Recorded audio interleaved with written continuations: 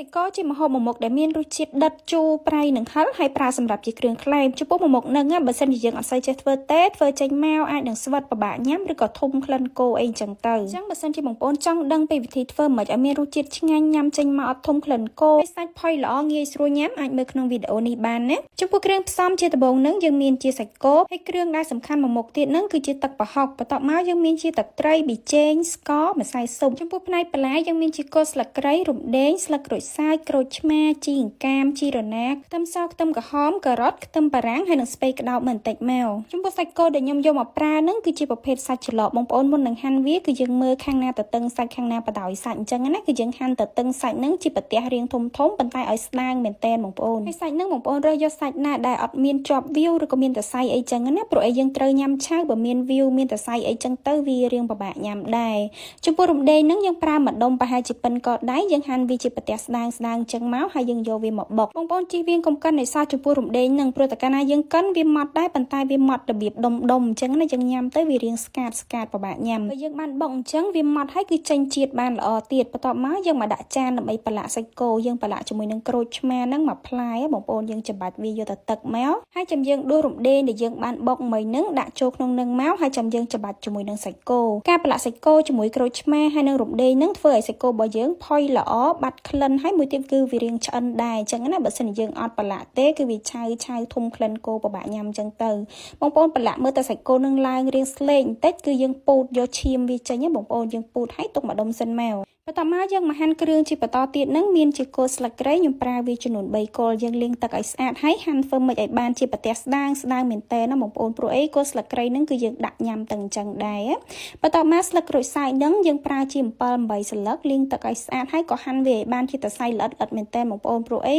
គ្រឿងទាំងអស់ហ្នឹងយើងមិនមែនដាក់វាចូលលម្អឬក៏ឲ្យត្រឹមតែបាត់ក្លិនទេគឺយើងដាក់គឺឲ្យញ៉ាំកើតដែរពុកខ្ទឹមក្រហមខ្ញុំប្រើ5 6កូនដុំតូចយើងហាន់វាជាប្រទះស្ដាងអញ្ចឹងមកបន្ទាប់មកម្ទេសហ្នឹងបងប្អូនដាក់តិចឬច្រើនតាមចំណង់ចំណូលចិត្តបន្លែយើងបន្ទាប់ទៀតហ្នឹងគឺជាស្ពៃក្តោបខ្ញុំយកស្ពៃក្តោបខ្មែរបងប្អូនហើយយើងហាន់វាជាតសៃស្ដាងអញ្ចឹងមកស្ពៃក្តោបខ្ញុំអត់ប្រើច្រើនទេហើយខ្ទឹមបារាំងហ្នឹងក៏ប្រើតែមួយចាហៀងដែរគឺយើងហាន់វាជាចំណិតស្ដាងដូចគ្នាហើយបន្លែចុងក្រោយរបស់យើងហ្នឹងគឺជាការ៉ុតហ្នឹងប្រើតែបន្តិចបានហើយបងប្អូនយើងលាងទឹកឲ្យស្អាតហើយចិតវាជាប្រទះស្ដាងអញ្ចឹងហើយបានខ្ញុំហាន់វាតសៃអញ្ចឹងណាបន្ទាប់ពីបន្លែទាំងអស់យើងហាន់រួចរាល់ហើយចុងក្រោយយើងមកកិនជាមួយខ្ទឹមស3 4កំពឹសហើយនឹងម្ទេសម្លេហ្នឹងគឺវាអត់មានរសជាតិហឹរទេយើងដាក់គ្រាន់តែយកពណ៌ហើយនឹងយកក្លិនហើយបើសិនជាបងប្អូនអត់ចង់ដាក់ក៏អត់អីដែរហើយចំពោះខ្ទឹមសវិញបងប្អូនចង់ច្រាំក៏បានឬក៏កិនដូចខ្ញុំអញ្ចឹងក៏បានដែរបន្ទាប់មកយើងមកដាក់ចានដើម្បីលាយគ្រឿងអីទឹកប្រហុកនេះគឺខ្ញុំស្ងោរខ្លួនឯងអញ្ចឹងណាយើងដាក់វាចំនួន2ស្លាបព្រាបាយមកបន្ទាប់មកទឹកត្រីហ្នឹងគឺដាក់តែ1ស្លាបព្រាបាយទេចំពោះម្សៅស៊ុបវិញដាក់1ស្លាបព្រាកាហ្វេប៊ីចេងក៏1ស្លាបព្រាកាហ្វេដែរចុងក្រោយស្ករហ្នឹងខ្ញុំដាក់ប្រហែលជា1ស្លាបព្រាបាយហើយក្រូចឆ្មាគឺយើងច្បាច់តែមួយចំណិតសិនទេបងប្អូនព្រោះដោយសារសាច់គោរបស់យើងក៏យើងបានប្រឡាក់ជាមួយនឹងក្រូចឆ្មាហើយអញ្ចឹងគឺវានឹងមានរសជាតិជូរបន្ទាប់ពីយើងកូរគ្រឿងទាំងប្រមាណឲ្យរលាយហើយចាំយើងដាក់ខ្ទឹមសហើយនឹងគ្រឿងទាំងប្រមាណដែលយើងបានហាន់ល្អិតនឹងចូលមកហើយយើងច្របល់គ្រឿងនឹងរាងសកត់បន្តិចដើម្បីវារាងទ្រោមអញ្ចឹងណាហើយចាំយើងដាក់សាច់គោរបស់យើងចូលមកបន្ទាប់ពីដាក់សាច់គោចូលហើយបងប្អូនបរិយាយប្រឡេះវារាងរាយបន្តិចសិនចាំយើងច្របល់វាជាមួយគ្រឿងព្រោះឯសាច់គោយើងពូតវាអញ្ចឹងទៅវានៅរាងដុំអញ្ចឹងណាយើងច្របល់នឹងបងប្អូនកុំប្រើដៃធ្ងន់ពេកច្របល់មកល្ម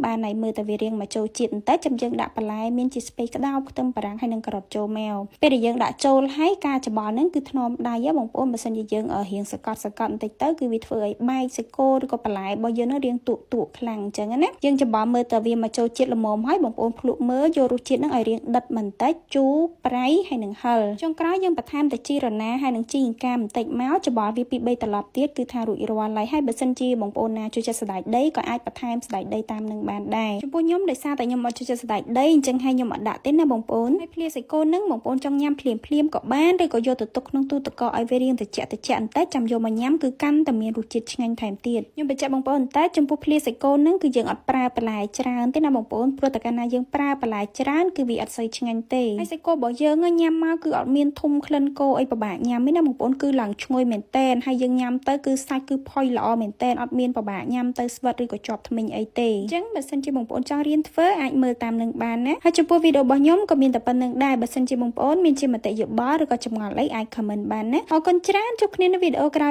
យៗ